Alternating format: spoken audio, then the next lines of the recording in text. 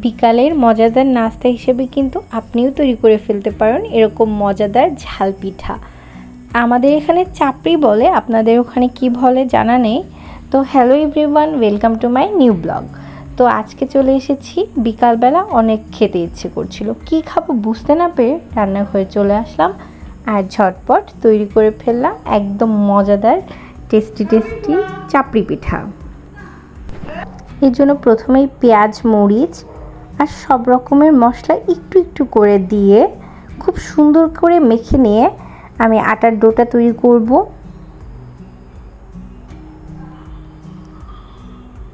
এই পিঠাটা তৈরি করতে অবশ্যই আপনারা চালের গুঁড়া ইউজ করবেন, মানে কিছু পরিমাণ চালের গুঁড়া আর কিছু পরিমাণ আটা।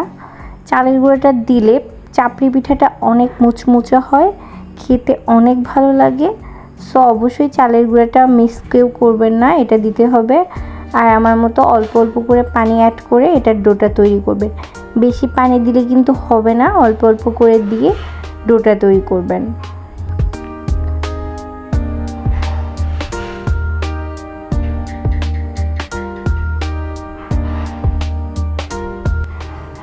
মচমচে এই চাপড়ি পিঠাটা আমার তো খুবই ভালো লাগে, প্রায় সময়ই ক্ষুধা লাগলে এটা খেয়ে ফেলি বানিয়ে। আর এটা বানাইতেও অনেক ইজি, কেউ আসলে কাউকে ঝটপট এটা তৈরি করে দিবেন, সে তো খেয়ে একদম অনেক খুশি হয়ে যাবে। সো আমি এটা প্যানে একটু হালকা মিডিয়াম আঁচে রেখে আমি প্যানের উপর এটা খুব ট্যাপ ট্যাপ করে একদম একটা শেফে দিয়ে দিলাম। যতটা সম্ভব পাতলা করে দিচ্ছি, কারণ আমি অনেক মুচমুচে খেতে চেয়েছি। মিডিয়াম জালে এটা ভাজতে থাকবো আর কিছুক্ষণ হওয়ার পরে তেল দিব। আগেই তেল দিতে যাবেন না, তাহলে কিন্তু চাপড়াটা গোল হবে না।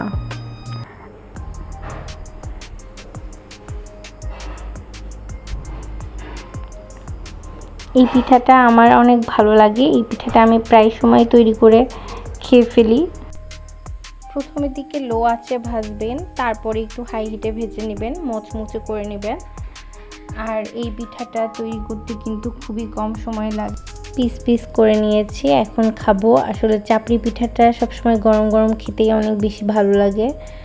পুরো ভিডিওটি দেখার জন্য অনেক ধন্যবাদ। দেখা হবে আবার নতুন কোনো ব্লগে। সে পর্যন্ত সবাই ভালো থাকবেন। আল্লাহ হাফেজ।